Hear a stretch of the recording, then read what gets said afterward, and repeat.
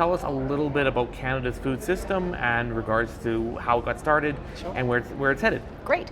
So Canada's food system was created as a result of demand from the sector. So about 3 years ago, the sector started saying we need to be better at telling our stories. People need to understand not only where their food comes from, but the number of people and the nation at work that's working to bring them food that they love.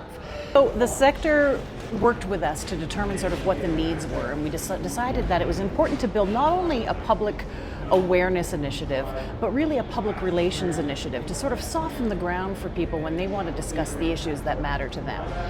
And really what the purpose of the initiative is to elevate Canadian agriculture and food to the point where it is as important as healthcare and education. So elevating the system so that people will understand not only its strength, but its importance and its economic value and the jobs that are available, all of the things that we really need to message on.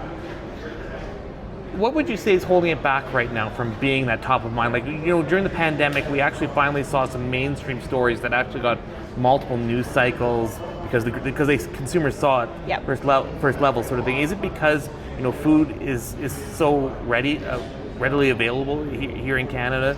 I think people take it for granted. I think that's a big part of it. I also think that we need to address public trust. So what we've seen in our last public trust research was that there was a dip in trust in Canadian food and agriculture. Just people weren't sure whether it was headed in the right direction. And then all of a sudden the trade talks started and the Buy Canadian Elbows Up movement started. So we realized that that was a really good opportunity to seize that opportunity, to use that to elevate the system, to really talk about the system in ways that we haven't talked about it before, in honest ways, telling the stories that make sense to people, talking about where their food comes from, but not just from a farming perspective, from a manufacturing perspective, from a processing perspective, about the jobs that are available, sometimes the unseen jobs, right? People don't understand that you can be a lawyer and work in agriculture, you can be a drone operator and work in agriculture. So we're developing all of these different channels of telling those stories, and it's not meant to replace any of the work that's already being done, because there's so much quality work that's being done throughout the system in all of the provinces. It's meant really to elevate their work as well. Amazing. And what are you finding? I know you guys are out doing interviews across the country right now, helping tell different people throughout the entire agri-food value chain sort of thing. What are you hearing? What are the themes in the stories and the interviews that you're gathering right now? The stories I'm hearing right now are really incredible stories about the people behind the system. So people that people don't traditionally think of. When consumers think about food, they think about the farmers and they think about the retailers. They don't understand all of those parts in between. The amazing stories I've heard from the aquaculture sector, which is agriculture, have been incredible.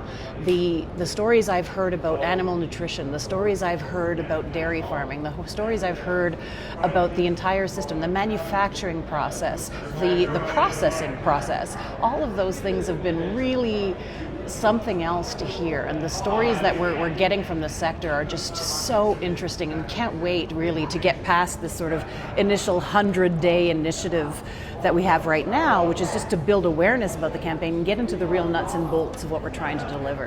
It's one of the things I've heard a lot for decades sort of thing, is that agriculture doesn't tell its story really well. However, I look at a lot of other industries, say you're talking steel or forestry, and I compare it and I say, you know what, agriculture is doing a lot more than, say, a lot of other comparative industries.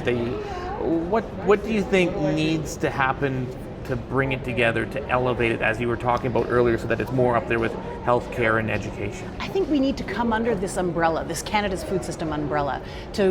There really has been so many voices telling the stories of agriculture, and really we need to come under one voice that says, hey Canadians, the food system is important and you need to pay attention, and then we can bring in everybody's stories.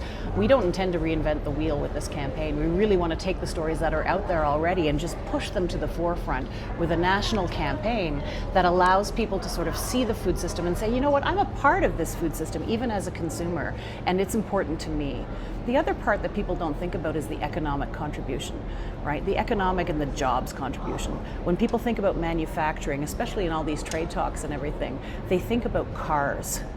But food and beverage is Canada's largest manufacturing sector. People don't know that, and when I tell people, they're always astounded to hear that.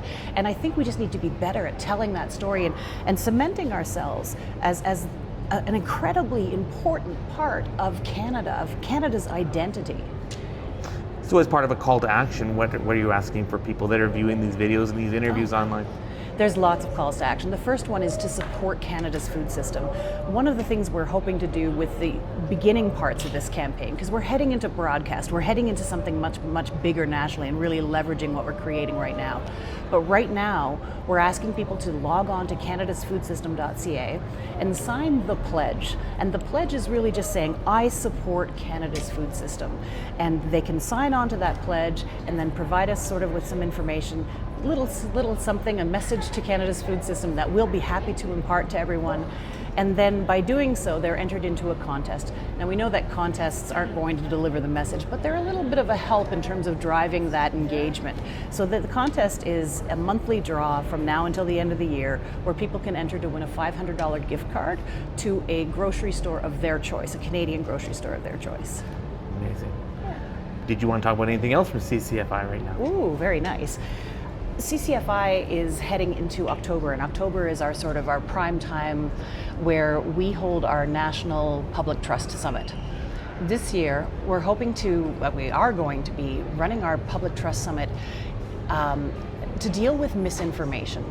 I think a lot of people are expecting a lot of things out of this campaign. This campaign is really just to build on that Canadian sentiment, that pro-Canadian sentiment, and make people recognize the nation at work behind their food system.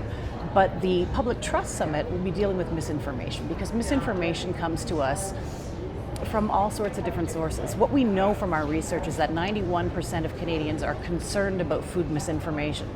Unfortunately, we also know that a similar percentage don't fact check the information that they do get. So that leaves them subject to either activists who are trying deliberately to disrupt the system, or the TikTok mom or the TikTok influencer who says things that, like, I don't like words I can't pronounce in my food, or something like that just doesn't make a whole lot of sense when you look at it from a scientific perspective. So the summit is going to be talking about all of those different factors. We're going to be talking about science and how to use science in communicating about misinformation. We're going to be talking about emotions and how emotions can help. If you hit the right emotional note, you can really gain credibility. We're going to talk about AI. We're going to talk about how AI is influencing and disrupting the system. So there's lots of really good content coming out of the summit. So if anybody's interested, they can go to foodintegrity.ca, which is our other website, and they can get some more information about the summit there.